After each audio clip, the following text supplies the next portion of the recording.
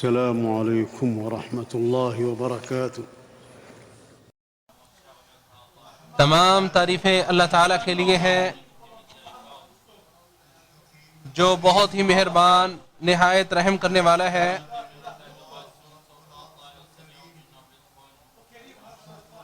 جو مہربان جاننے والا اور حکمت والا ہے، اس کے سوا کوئی معبود برحق نہیں، اور وہ عرش کریم کا رب ہے۔ میں اپنے پروردگار کی حمد و ثنا بجا لاتا ہوں اور اس کی بے شمار معلوم و غیر معلوم نعمتوں پر اسی کا شکر بجا لاتا ہوں۔ میں گواہی دیتا ہوں کہ اللہ تعالیٰ کے سوا کوئی معبود برحق نہیں، وہ تنہا ہے، اس کا کوئی شریک نہیں، وہ بہت بلند اور عظیم ذات ہے۔ اور میں گواہی دیتا ہوں کہ ہمارے نبی اور سردار محمد صلی اللہ علیہ وسلم اس کے بندے اور رسول ہیں، جنہیں کریمانہ اخلاق کے ذریعے فضیلت عطا کی گئی۔ اے اللہ، رحمتیں، برکتیں اور سلامتیاں نازل فرما اپنے بندے اور رسول محمد صلی اللہ علیہ وسلم پر، ان کی آل و عیال پر، اور صراط مستقیم پر گامزن ان کے اصحاب پر۔ حمد و صلات کے بعد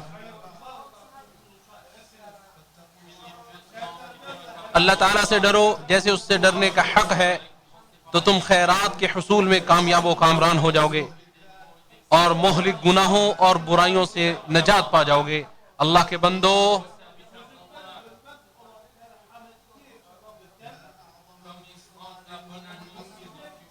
اس مہربان پروردگار کی طرف سے مومنوں کے لیے کیا ہی عظیم خوشخبریاں ہیں، جو ذات کامل ترین کلمات والی اور کبھی وعدہ خلافی نہیں کرنے والی۔ اور خوشخبریاں تب ہی وقوع پذیر ہوتی ہیں جب ان کی شرائط اور ان کی شروط کو پورا کیا جائے۔ چنانچہ اپنے عظیم و جلیل پروردگار کے اس وعدے پر خوش ہو جاؤ، جیسا کہ اللہ تعالیٰ نے فرمایا ہے، ان الذین قالوا ربنا اللہ ثم استقاموا تتنزل علیہم الملائکۃ الا تخافوا ولا تحزنوا وابشروا بالجنة التي كنتم توعدون نحن أولياؤكم في الحياة الدنيا وفي الآخرة ولكم فيها ما تشتهي أنفسكم ولكم فيها ما تدعون۔ بے شک وہ لوگ جنہوں نے کہا ہمارا پروردگار اللہ ہے، پھر خوب قائم رہے، ان پر فرشتے اترتے ہیں کہ نہ ڈرو اور نہ غم کرو، اور اس جنت کے ساتھ خوش ہو جاؤ جس کا تم وعدہ دیے جاتے تھے۔ ہم تمہارے دوست ہیں دنیا کی زندگی میں اور آخرت میں بھی، اور تمہارے لیے اس میں ہر وہ چیز ہے جو تمہارے دل چاہیں گے اور ہر وہ چیز جو تم مانگو گے۔ یہ بے حد بخشنے والے نہایت مہربان کی طرف سے مہمانی ہے۔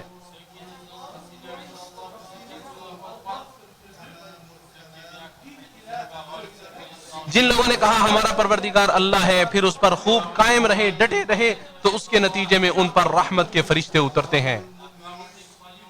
اور مومنوں کا یہ کہنا کہ ہمارا پروردگار ہمارا رب اللہ ہے، اس میں زبان سے اقرار بھی داخل ہے اور دل سے تصدیق بھی شامل ہے، جیسا کہ اللہ تعالیٰ نے ارشاد فرمایا، ربنا اننا سمعنا منادیا ینادی للایمان ان آمنوا بربکم فآمنا۔ اے ہمارے پروردگار، بے شک ہم نے ایک آواز دینے والے کو سنا جو ایمان کے لیے آواز دے رہا تھا کہ اپنے پروردگار پر ایمان لے آؤ، تو ہم ایمان لے آئے۔ اور زبان سے اقرار اور دل سے اعتقاد کی بنیاد ہی عمل صالح پر استقامت سے حاصل ہوتی ہے۔ اللہ تعالیٰ کے فرمان ثم استقاموا، پھر وہ ڈٹے رہے، اس سے مراد ایمان ہے، اور ایمان زبان سے اقرار کرنے، دل سے اعتقاد رکھنے اور جسمانی اعضاء سے عمل کرنے کا نام ہے۔ استقامت بہت عظیم چیز ہے، جس کا سب سے اعلیٰ مقام یہ ہے کہ انسان اللہ تعالیٰ کے فرائض، واجبات اور مستحبات کی ادائیگی کرتا رہے اور حرام و مکروہ اشیاء و اعمال سے دوری اختیار کرتا رہے، اور اس پر پھر ہمیشگی بھی اختیار کرے، جیسا کہ اللہ تعالیٰ نے اپنے پیغمبر کو اس کا حکم دیتے ہوئے ارشاد فرمایا، فاستقم كما امرت ومن تاب معك ولا تطغوا انه بما تعملون بصير۔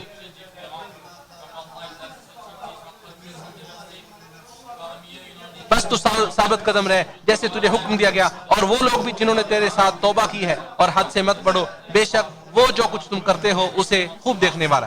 استقامت کے سلسلے میں مومنوں کے مختلف درجات ہیں، جیسا کہ اللہ تعالیٰ نے ارشاد فرمایا، پھر ان میں سے کوئی اپنے آپ پر ظلم کرنے والا ہے، اور ان میں سے کوئی میانہ رو ہے، اور ان میں سے کوئی نیکیوں میں آگے نکل جانے والا۔ اللہ کے حکم سے یہ بہت بڑا فضل ہے۔ ہمیشگی کے باغات جن میں وہ داخل ہوں گے ان میں انہیں سونے کے کنگن اور موتی پہنائے جائیں گے اور ان کا لباس ان میں ریشم ہوگا۔ اہل ایمان جب اس دار فانی سے دار بقا کی جانب منتقل ہو رہے ہوتے ہیں تو اس وقت ان کی استقامت کے بدلے میں فرشتے یہ کہتے ہیں اللہ تخافوا ولا تحزنوا، نہ خوف کھاؤ اور نہ غم کرو۔ خوف کا تعلق مستقبل سے ہوتا ہے، گویا کہ فرشتے مومن بندوں سے یہ کہتے ہیں کہ تم نے جو اولاد پیچھے چھوڑی ہے ان پر خوف مت کھاؤ، اللہ تعالیٰ ان کا مددگار ہے اور وہی نیکوکاروں کا ولی اور دوست ہے۔ ولا تحزنوا میں حزن و غم کا تعلق ماضی سے ہے کہ جو کچھ گزر گیا ہے اس پر خوف مت کھاؤ، غم کے بادل چھٹ گئے اور آئندہ کبھی نہیں منڈلائیں گے، یہ استقامت اختیار کرنے پر ہی خوشخبری ہے کہ مستقبل میں امن و امان نصیب ہوگا اور ماضی کا حزن و ملال کبھی دوبارہ نہیں آئے گا۔ اور فرشتے انہیں مزید کہتے ہیں وَأَبْشِرُوا بِالْجَنَّةِ الَّتِي كُنْتُمْ تُوعَدُونَ۔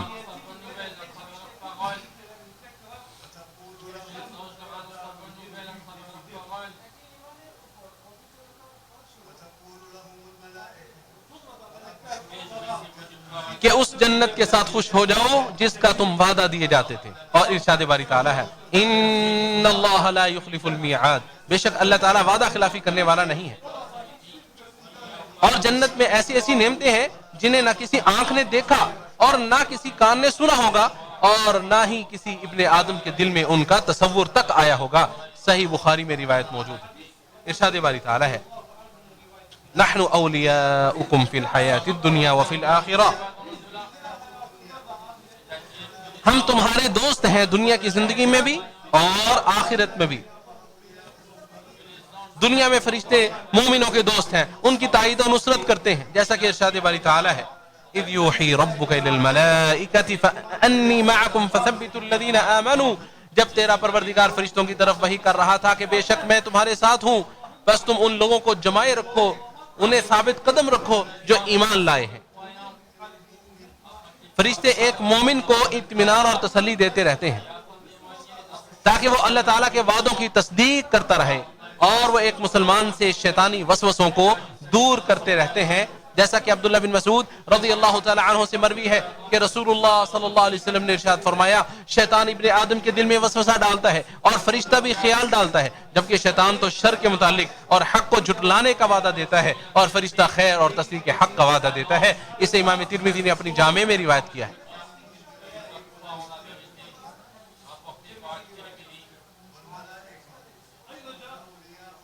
اسی طرح فرشتے مومن بندوں کے بھی دوست ہیں جو دنیا میں انہیں شیطانوں کے شر سے بھی محفوظ رکھتے ہیں، جیسے کہ اللہ تعالیٰ کا ارشاد ہے لَهُ مُعَقِّبَاتٌ مِّن بَيْنِ يَدَيْهِ وَمِن خَلْفِهِ يَحْفَظُونَهُ مِنْ أَمْرِ اللَّهِ، ترجمہ اس کے لیے اس کے آگے اور اس کے پیچھے یکے بعد دیگرے آنے والے کئی پہرے دار ہیں جو اللہ کے حکم سے اس کی حفاظت کرتے ہیں۔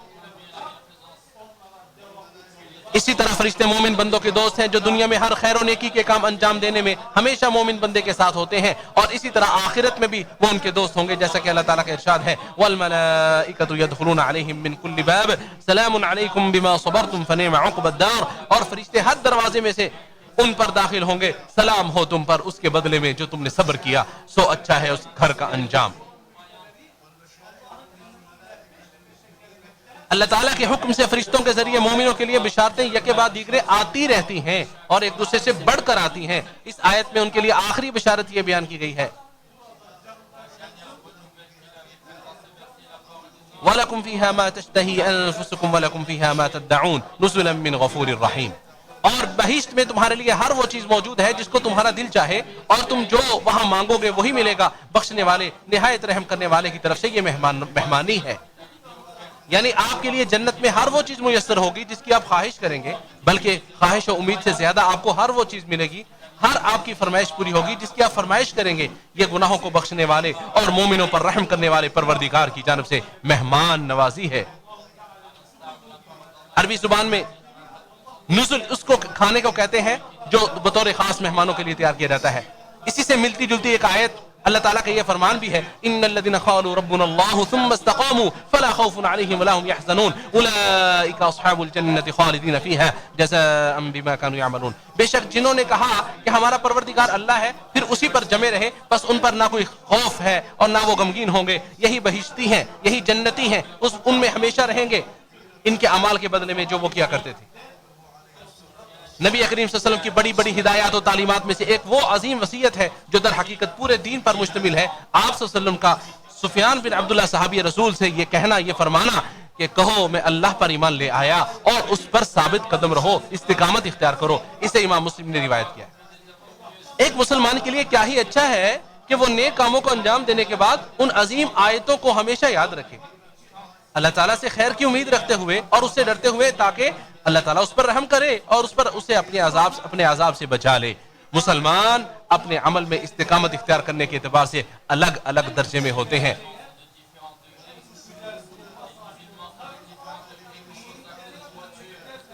ان میں سے سب سے اعلیٰ درجے والے اور سب سے بہترین وہ ہوتے ہیں جو مسلسل نیکیاں کرتے رہتے ہیں اور کلی طور پر محرمات اور حرام کردہ اشیاء سے اجتناب کرتے ہیں. تو یہی لوگ سبقت کرنے والے ہوتے ہیں. ارشاد باری تعالیٰ ہے والسابقون السابقون اولئک المقربون فی جنات النعیم. اور سب سے اول ایمان لانے والے، سب سے اول داخل ہونے والے ہیں وہ اللہ کے ساتھ خاص قرب رکھنے والے ہیں، نعمت کے باغات میں ہوں گے.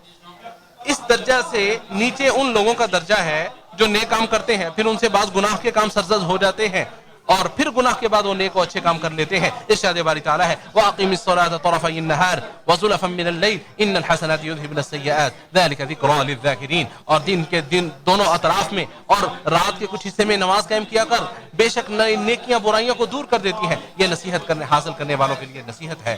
اور جب مسلمان اس دوسرے درجے سے بھی نیچے اتر جاتا ہے تو گویا وہ نیک اور برے عمل کو ایک دوسرے سے ملا دیتا ہے اور دونوں عمل میں سے جو غالب رہتا ہے وہ اسی کا تابع بن جاتا ہے. اس کا فیصلہ اللہ تعالیٰ کی رحمت و مشیت پر موقوف ہوتا ہے. اللہ تعالیٰ کا فرمان ہے وَأَنِيبُوا إِلَىٰ رَبِّكُمْ وَأَسْلِمُوا لَهُ مِن قَبْلِ أَن يَأْتِيَكُمُ الْعَذَابُ ثُمَّ لَا تُنصَرُونَ. اور اپنے پروردگار کی طرف رجوع کرو اور اس کا حکم مانو اس سے پہلے کہ تم پر عذاب آئے، پھر تمہیں مدد بھی نہ مل سکے گی. اللہ میرے لیے اور آپ سب کے لیے قرآن کریم کو باعث برکت بنائے، اس کی آیات سے ہمیں نفع پہنچائے. میں بھی اللہ تعالیٰ سے استغفار کرتا ہوں، آپ بھی استغفار کرو، بے شک وہ بہت زیادہ بخشنے والا مہربان ہے.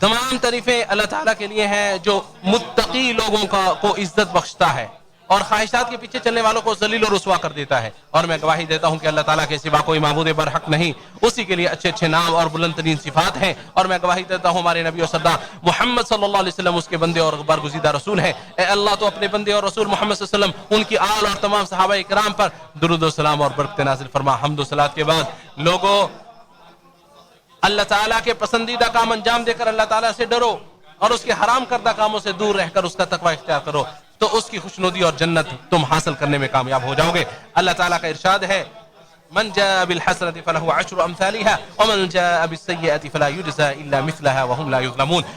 جو کوئی ایک نیکی کرے گا اس کے لیے 10 گنا اجر ہے، اور جو بدی کرے گا تو اسے اسی کے برابر سزا دی جائے گی اور ان پر ظلم بھی نہیں کیا جائے گا.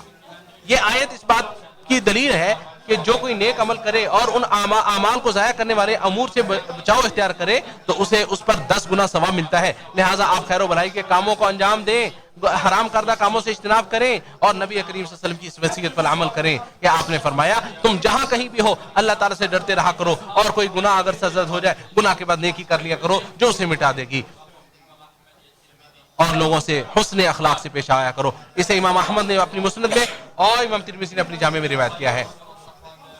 اللہ کے بندو درود و سلام بھیجو تمام رسولوں کے سردار محمد صلی اللہ علیہ وسلم پر. بے شک اللہ تعالیٰ نے اس بات کا حکم دیا ہے جیسا کہ ارشاد باری تعالیٰ ہے بے شک اللہ تعالیٰ اور اس کے فرشتے نبی صلی اللہ علیہ وسلم پر رحمت بھیجتے ہیں. اے ایمان والے تم بھی ان پر خوب درود و سلام بھیجتے رہا کرو. اے اللہ تو محمد صلی اللہ علیہ وسلم ان کے آل و اولاد پر رحمت نازل فرما. اے اللہ تو خلفائے راشدین ابوبکر و عمر و عثمان و علی رضی اللہ عنہم سے راضی ہو جا، تمام صحابہ کرام سے راضی ہو جا. اے اللہ اسلام اور مسلمانوں کو غلبہ عطا فرما، دین اسلام کے دشمنوں کو نیست و نابود کر دے. اے اللہ ہمارے وہ گناہ معاف کر دے جو ہم نے پہلے کیے، جو بعد میں کیے، جو چھپ کر کیے، جو اعلانیہ کیے، اور وہ گناہ جن کو تو ہم سے زیادہ جانتا ہے. اے اللہ اپنے ذکر شکر اور بہترین انداز میں اپنی عبادت کرنے کی ہمیں توفیق عطا فرما.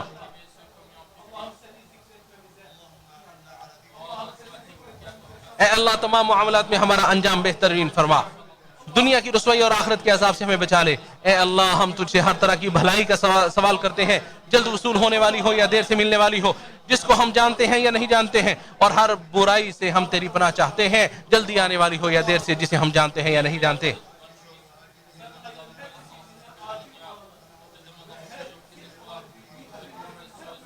اے اللہ تو دشمنان اسلام کی چالوں اور سازشوں کو ناکام بنا دے جنہیں وہ اسلام کے خلاف استعمال کرتے ہیں۔ اے اللہ ہمیں اور ہماری اولادوں کو شیاطین سے محفوظ فرما۔ اے اللہ ہمارے بیماروں کو شفا عطا فرما، قرض داروں کے قرض عطا فرما اتار دے۔ اے اللہ ہمارے مردہ اور فوت شدہ مسلمانوں، اے اللہ ہمارے فوت شدگان کی پر رحم فرما۔ اے اللہ اس مبارک ملک کی حفاظت فرما، اس مبارک ملک کی سرحدوں کی حفاظت فرما۔ اللہ اس مبارک ملک کی فوج کی حفاظت فرما۔ اے اللہ اس ملک کے قائدین کو جس میں اسلام اور مسلمانوں کی شان و عزت ہے، ان کاموں کی توفیق عطا فرما۔ اے اللہ تو خادم حرمین شریفین،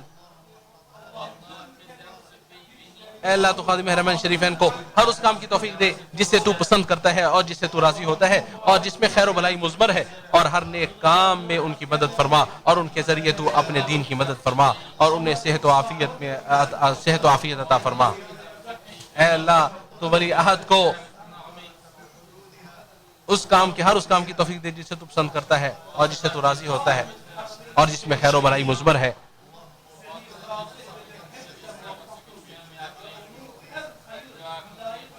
اے اللہ مسلمانوں کی مشکلات کو دور فرما۔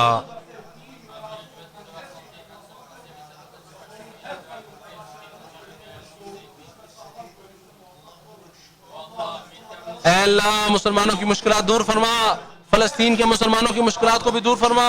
اے سب سے زیادہ رحم کرنے والے، اے اللہ اے تمام جہانوں کے پالنہار اللہ، اہل فلسطین کی تمام پریشانیاں مشکلات کو دور کر دے۔ اللہ کے بندو، بے شک اللہ تعالیٰ انصاف، احسان اور رشتہ داروں کو مالی تعاون دینے کا حکم دیتا ہے، بے حیائی اور ناپسندیدہ افعال اور سرکشی سے روکتا ہے۔ وہ تمہیں نصیحت کر رہا ہے تاکہ تم نصیحت قبول کرو، لہٰذا اللہ تعالیٰ بزرگوں برتر کو یاد کرو، وہ تمہیں یاد کرے گا، اور اس کی نعمتوں کا شکریہ ادا کرو، وہ تمہیں مزید نوازے گا۔ جان لو اللہ تعالیٰ کا ذکر بہت بڑی چیز ہے، اور جو کچھ تم کر رہے ہو اللہ تعالیٰ اسے بخوبی جانتا ہے۔